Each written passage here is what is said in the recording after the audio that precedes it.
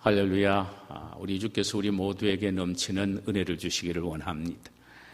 오늘 우리가 함께 나누고자 하는 말씀의 제목은 풍성한 열매를 위하여라는 제목의 그 세 번째, 오늘 마지막 시간입니다. 마태복음은 말씀의 본문은 마태복음 13장 1절에서 9절 그리고 18절에서 23절까지입니다. 주의 성령께서 오늘 우리 모두에게 이 말씀을 통하여 큰 은혜와 힘을 주실 줄 믿습니다. 우리는 지난 두 주 낮 주일 예배를 통하여 씨 뿌리는 자의 비유에 대해서 생각을 했습니다. 인간의 마음은 밭과 같아서 하나님의 말씀을 받아들이는 마음에 따라 그 열매가 달리 맺혀지게 된다는 사실입니다. 인간의 마음밭은 네 종류가 있는데 하나는 길가밭이요, 하나는 가시덤불밭이요, 하나는 돌밭이요, 또 하나는 옥토밭이 있다라는 말씀을 드렸지요. 지금까지 길가와 같은 밭과 돌과 같은 밭에 대해서 생각을 해보았습니다.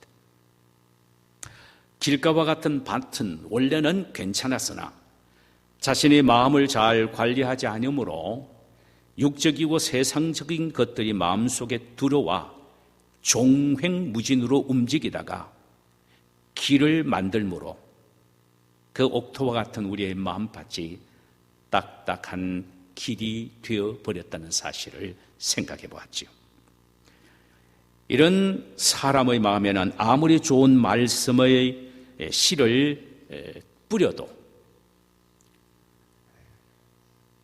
사단이 와서 먹어버리기 때문에 그 어떤 열매도 기대할 수 없다라는 사실을 우리가 또한 생각해 보았죠.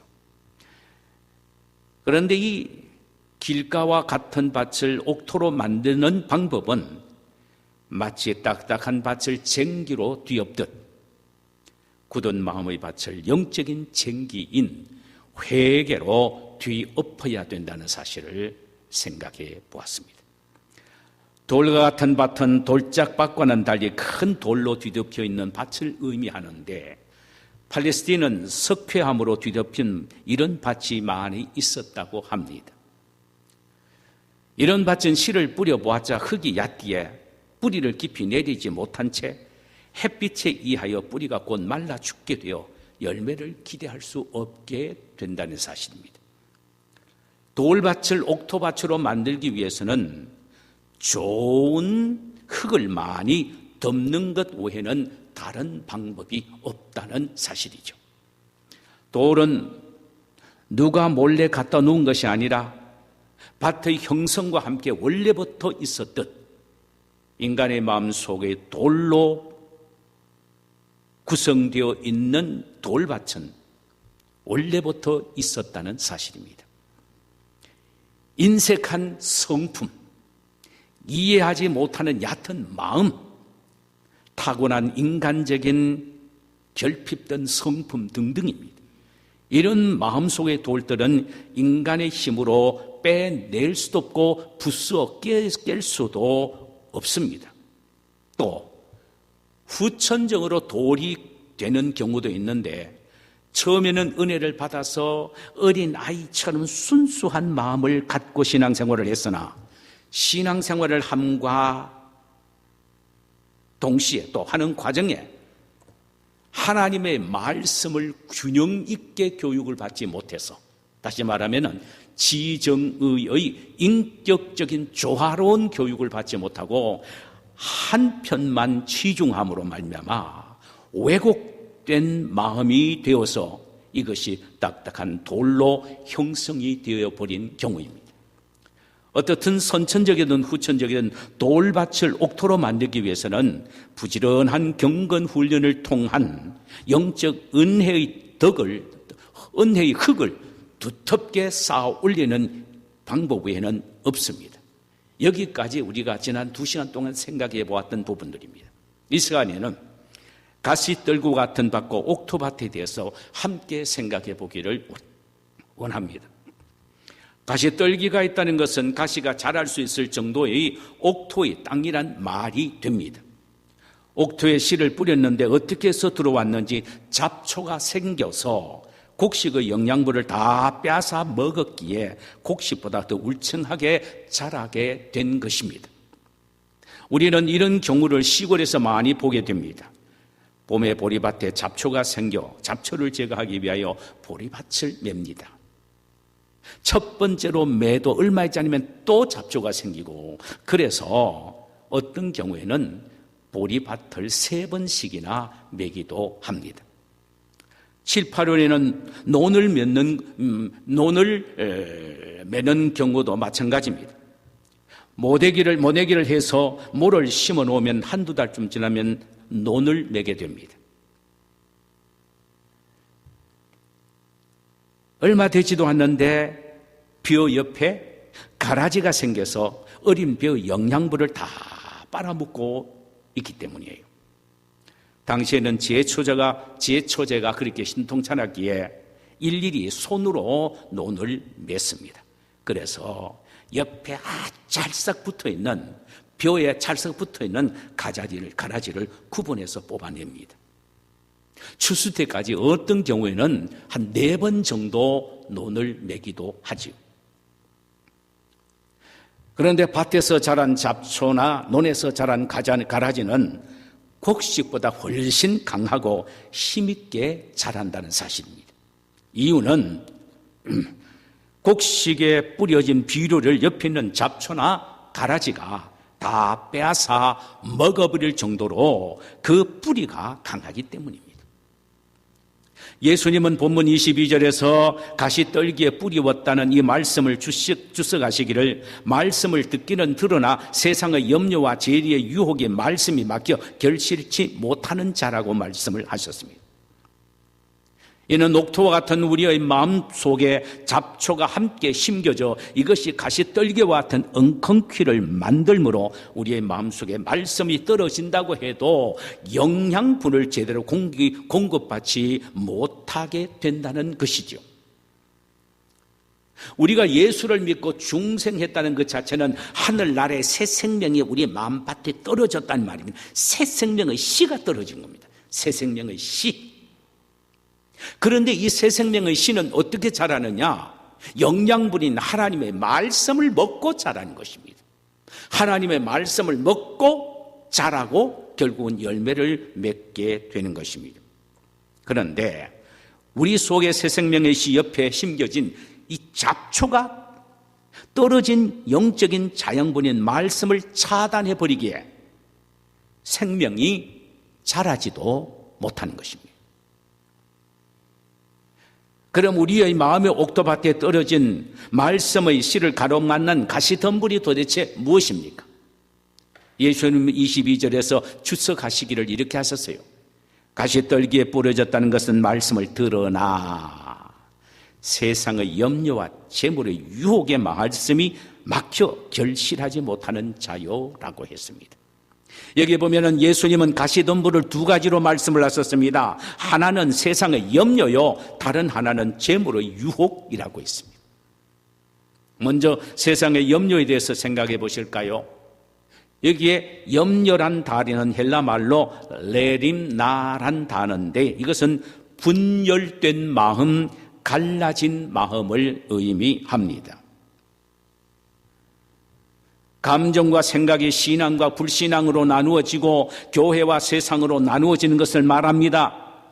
예수를 믿고 신앙생활을 해도 걱정은 여전히 남아 있습니다. 버리지 못한 과거가 있고 끊지 못하는 나쁜 습관이 있기에 늘 염려와 근심이 마음속에 사라지지 않고 있습니다. 아직도 세상의 염려와 근심을 온전히 주님께 맡기지 못하고 예수는 예수대로 믿고 걱정은 걱정대로 하면서 살아간다는 말씀이죠. 그래서 신앙생활은 해도 걱정 보따리를 그대로 걸머쥐고 살아가고 있는 것입니다. 6.25 동란 후에 있었던 일화입니다. 한 할머니가 버찌 물리고 시골길을 지치면서 걸어가고 있었어요. 미군 군용 트럭이 지나가다가 데이비가 그 운전수에게 말합니다. 저 차를 세워서 할머니를 태우라. 할머니를 태워서 한참 가다가 보니 할머니가 앉아있기는 하지만은 머리에 보쯤을 그대로 이고 앉아 계십니다. 이 미군 장교가 너무 이상해서 운전자에게 물어보라고 했습니다. 운전자가 할머니에게 물었습니다. 할머니, 앉으시면 보따리도 내려놓아야지 보따리 이고 있습니까? 하니까 하는 말. 아이고, 나 혼자만 타도 미안한데 어떻게 이거 무거운 짐까지 태웁니까? 하시더랍니다. 우스운 이야기 같지만 신앙인의 모습을 보는 것, 모순을 보는 것 같지 않습니까? 신앙인의 모순을 보는 것 같다 이 말이죠. 신앙생활을 하고 있는데 세상의 염려와 근심은 그대로 끌고 안고 살아가고 있다는 말씀입니다. 이런 그리스도인들이 한둘이 아니고 많기에 베드로 사도는 베드로전서 5장 7절에서 이렇게 말합니다. 너 염려를 다 주께 맡겨버리라. 이는 그가 너를 돌보심이니라. 주님이 너를 돌보시니 너희 염려를 다 주께 맡겨버리라. 너희들을 끌어안고 가지 말라 이 말씀이에요. 옛날 성경인 한글 개역판에서는 너희 염려를 다 주께 맡겨버리라. 이는 저가 너희를 권고하심이라고 했습니다. 여기에 권고하신다는 말은 제발 간곡히 부탁한다라는 의미입니다. 그러니까 염려를 주님께 맡기면 세상 편한데 어떻게 그것을 끌어안고 끙끙대면서 살아가느냐. 제발 나에게 맡기고 너희는 편안하게 살아라. 내가 너희에게 부탁한다라는 주님의 간절한 애원이라는 의미예요. 심리학자들에 의하면요, 우리가 하고 있는 걱정 가운데 50%는 전혀 일어날 수 없는 것을 가지고 걱정한답니다. 또 그 50% 중에 40%는 지나간 과거의 일들을 가지고 걱정한다는 것입니다. 옛날에 이랬는데 또 이런 일이 생기면 어떡하느냐. 옛날에 저랬는데 또 저런 일이 생기면 어떡하느냐. 옛날에 있었던 걸 다시 지금 끌어안고 일어날까 싶어서 벌벌 떠면서 걱정하고 있다는 것입니다. 그 다음에 10%가 남았지 않습니까? 10% 중에 9%는 상상해서 만드는 걱정이라고 합니다. 있지도 않는데 혼자서 상상해서 그저 만들어서 하는 걱정이, 그게 9%랍니다. 1%만 남았죠. 이 1%는 뭐냐? 불투명한 가능성을 갖고 있는데 이것으로 걱정한다는 것입니다. 그러니까 1%도 불투명한 가능성. 그러니까 걱정에 대한 불필요한 가능성이 1%인데 그 1%를 갖고 걱정하는데 놀라운 것은 그 1%를 99%처럼 확신하며 걱정하고 있다는 사실이죠.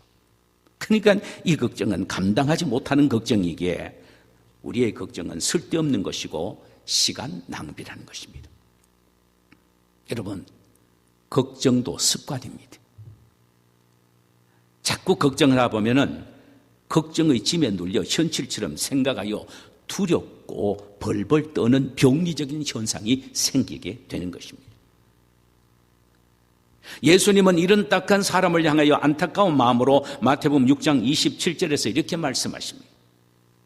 너희 중에 누가 염려함으로 그 길을 한 자라도 더 할 수 있겠느냐?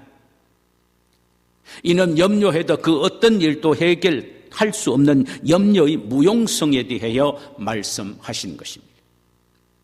사도 바울 선생은 빌립보서 4장 6절과 7절에서 이렇게 말했습니다. 아무것도 염려하지 말고 다만 모든 일에 기도와 간구로 너희 구할 것을 감사함으로 하나님께 아뢰라. 그리하면 모든 지각에 뛰어난 하나님의 평강이 그리스도 예수 안에서 너희 마음과 생각을 지키시리라. 이는 염려하고 걱정하는 것보다는 염려를 몽땅 주님께 맡기고 오히려 감사하며 기도하는 것이 그 결과가 훨씬 아름답고 유익되게 결정지어지게 된다라는 의미입니다.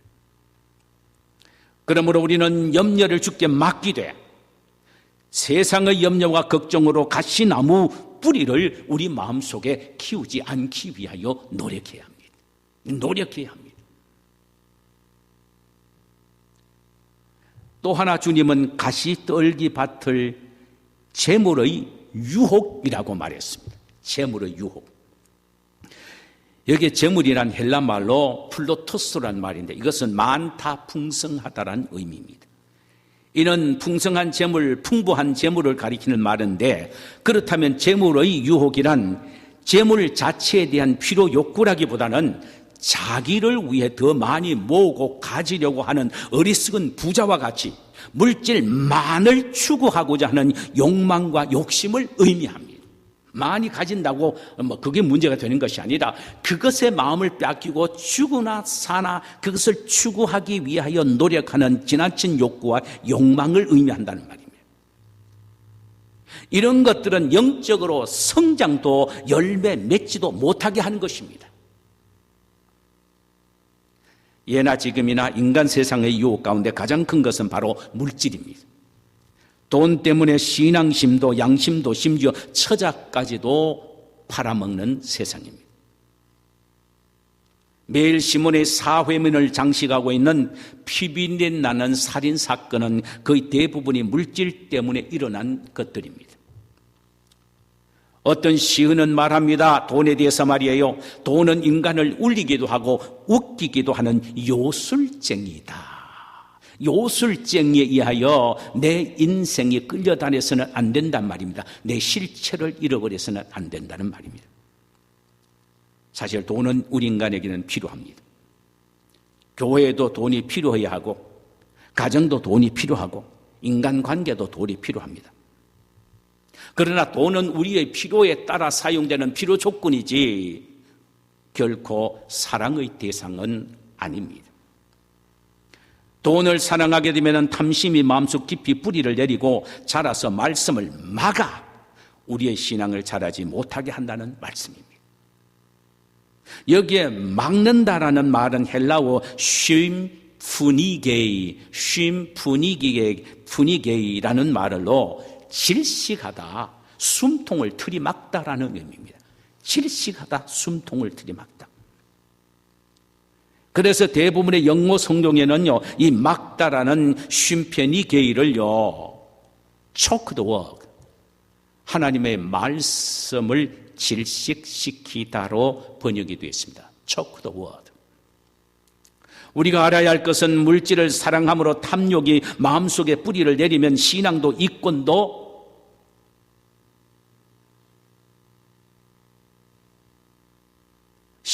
이권을 따지게 됩니다. 내가 물질적인 유익을 따라서 신앙생활을 한다는 말입니다. 사업적인 관계를 위하여 교회에 나오는 사람도 있고 인간적인 유익을 위하여 교회에 나오는 사람도 있다는 말씀입니다. 이런 사람은 사업이든 인간관계든 자신에게 손해가 되면 교회도 등지고 하나님도 원망하게 됩니다.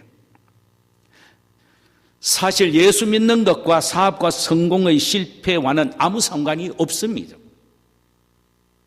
예수는 우리에게 영생을 주시는 생명이기 때문입니다.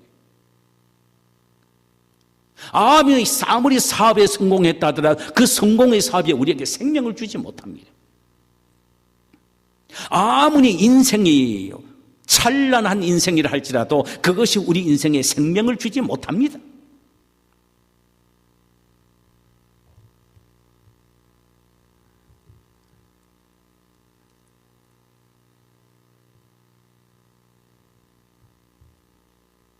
우리는 그 예수를, 우리에게 생명을 주시는 그 예수를 찬양하고 영광을 돌리는 그런 마음과 태도가 필요합니다. 그분은 우리의 주님이시고 우리의 하나님이시기 때문입니다.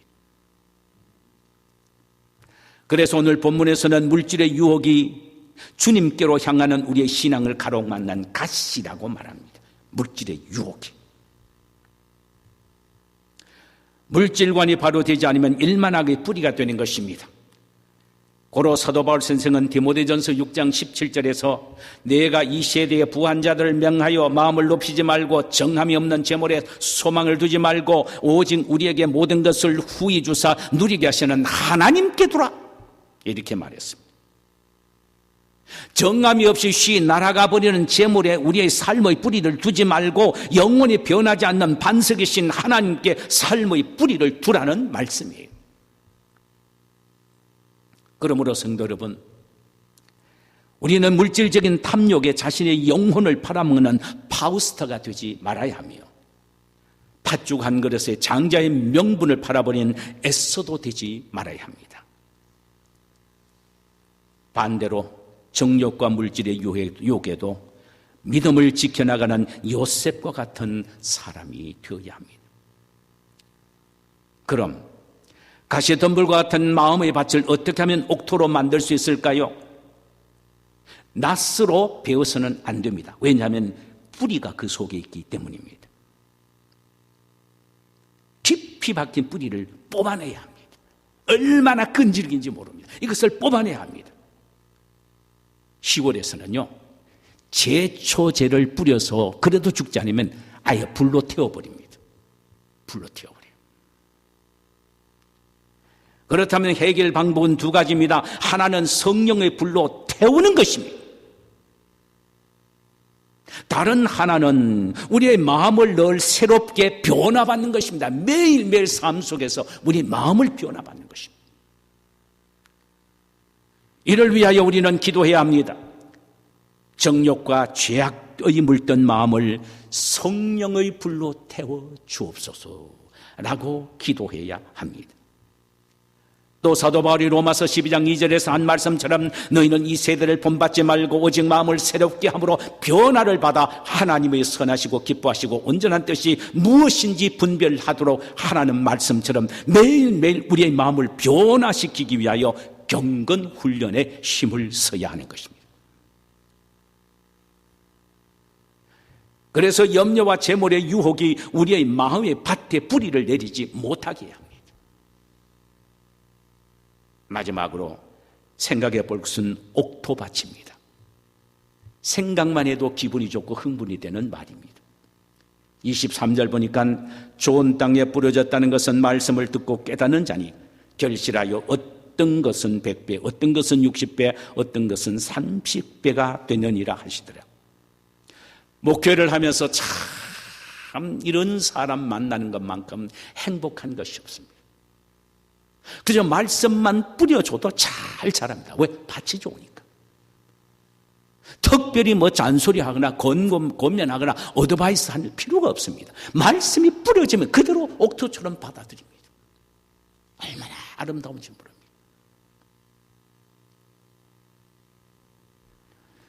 주석가 윌리엄 바클레이는 옥토와 같은 마음을 이렇게 설명했습니다. 첫째로 하나님의 말씀을 사모하는 마음, 둘째로 어떤 말씀이라도 자신에게 주시는 마음으로 받아들일 준비가 되어 있는 마음, 세 번째로 이해를 하고 잘 깨닫는 마음, 말귀를 잘 알아듣습니다. 깨닫습니다. 그 다음에 깨닫은 그것을 행동으로 실천하는 순종하는 마음이라고 했습니다.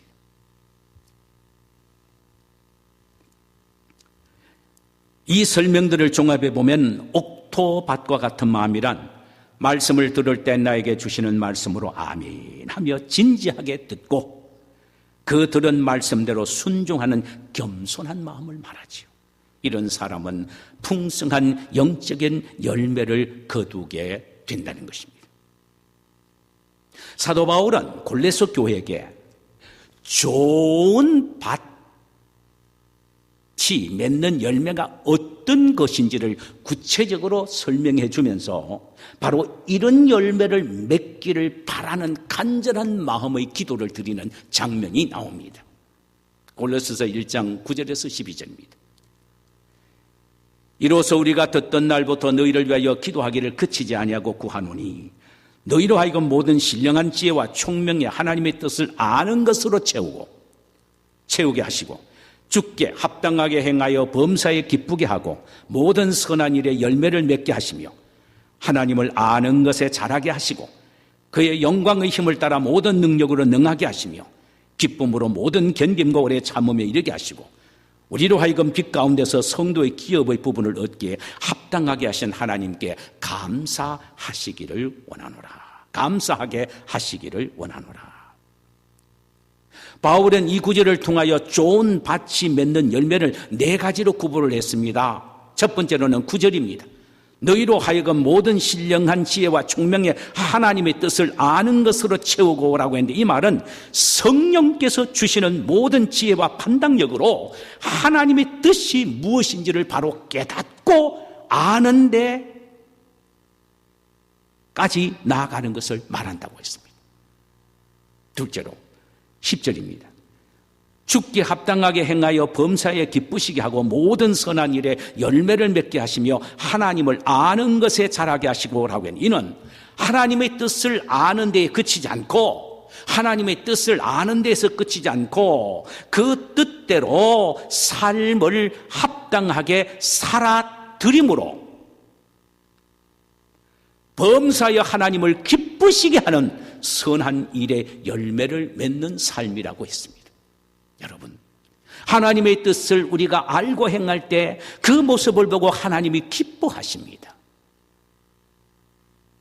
매일매일 삶이 하나님의 뜻을 알고 살아가는 삶, 내 뜻이 아니라 하나님의 뜻이 어떤 것인가를 알고 그 뜻을 따라서 살아갈 때에 그것이 바로 하나님이 기뻐하시는 겁니다. 이것이 우리가 맺어야 할 열매인데, 옥토밭이 맺는 열매가 이런 것이라는 것입니다. 세 번째로 11절입니다. 그의 영광의 힘을 따라 모든 능력으로 능하게 하시며 기쁨으로 모든 견딤과 오래 참음에 이르게 하시고 라고 합니다. 이는 하나님의 능력을 매일 삶 속에서 체험하는 것을 말하는 것인데, 구체적으로 이 능력은 환난 중에서도 기뻐하는 능력이요, 온갖 유혹과 저항을 물리치고 정해진 신앙의 표대를 향하여 총력을 기울이는 견딤을 말하며 생의 무거운 짐에 눌리거나 실패를 당하여도 결코 좌절하지 않고 밀고 나가는 불굴의 영적 투지인 오래 참음을 말합니다. 그러니까 환난과 온갖 유혹과 실패 속에서도 기쁨으로 견디고 인내하는 것이 바로 옥토밭의 열매를, 마음을 가진 성도가 맺게 되는 열매라는 것입니다. 마지막 하나는 12절입니다. 우리로 하여금 빛 가운데서 성도의 기업의 부분을 얻기에 합당하게 하신 아버지께 감사하게 하시기를 원하노라. 이것은 감사하는 삶이라는 것입니다. 주님의 앞에 섰을 때 받게 될 영적 기업, 면류관과 상급을 생각하여 지금 이 세상의 모든 삶을 감사로 받아들이는 것, 이것이 바로 옥토밭의 마음을 가진 성도의 마음이라는 것입니다. 감사는 옥토밭이 맺는 최고의 열매입니다. 성도 여러분, 옥토밭이 맺는 열매는 우리에게는 요원한 것처럼 느껴집니까? 아닙니다. 하나님은 모든 그리스도인이 옥토밭이 되어 이런 열매를 맺기를 원하십니다.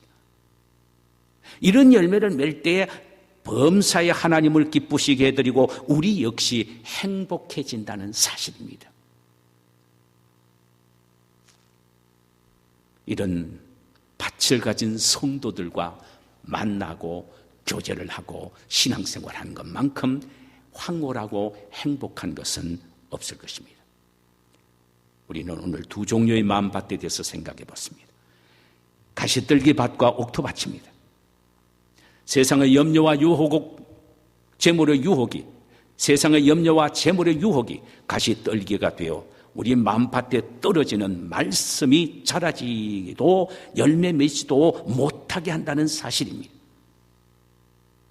이 밭을 옥토로 만들기 위해서는 성령의 불로 태우는 방법과 매일 성령의 능력으로 마음을 새롭게 하는 변화받는 삶입니다.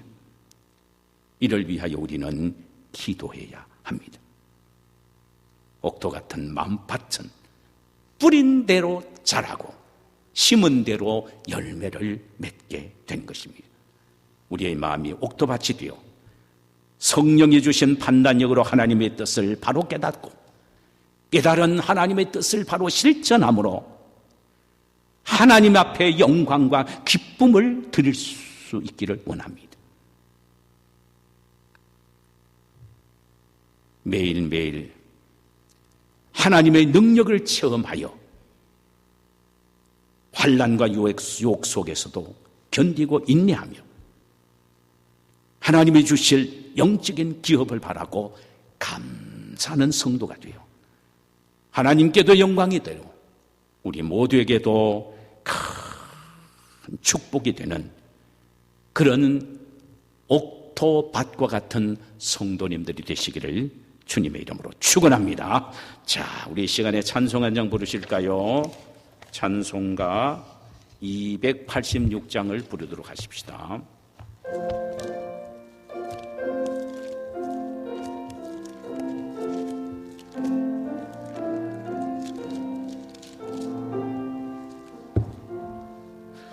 예수님 내 맘에 오사 날 붙들어 주시고 내 마음에 새 힘을 주사 늘 기쁘게 하소서. 사랑의 주 내 맘에 찾아오사 내 모든 죄 사하시고 내 상한 맘 고치소서. 주 예수님 내 맘에 오사 내 소원 다하시고 내 무거운 짐 맡아주사 참 평안을 주소서. 사랑의 주 내 마음속에 찾아오사 내 모든 죄 사하시고 내 상한 맘 고치소서.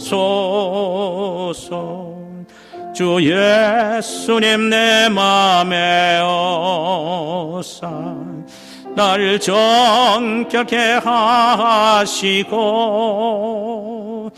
그 은혜를 내 맘에 채워 늘 충만케 하소서. 사랑의 주 내 마음속에 찾아오사 내 모든 죄 사하시고 내 상한 맘 고치소서. 주 예수님 내 맘에 오사 내 길 인도하시고 주 성령을 내 맘에 채워 늘 충만케 하소서. 사랑의 주 내 마음속에 찾아오사 내 모든 죄 사하시고 느 상한 맘 고치소서. 아멘. 우리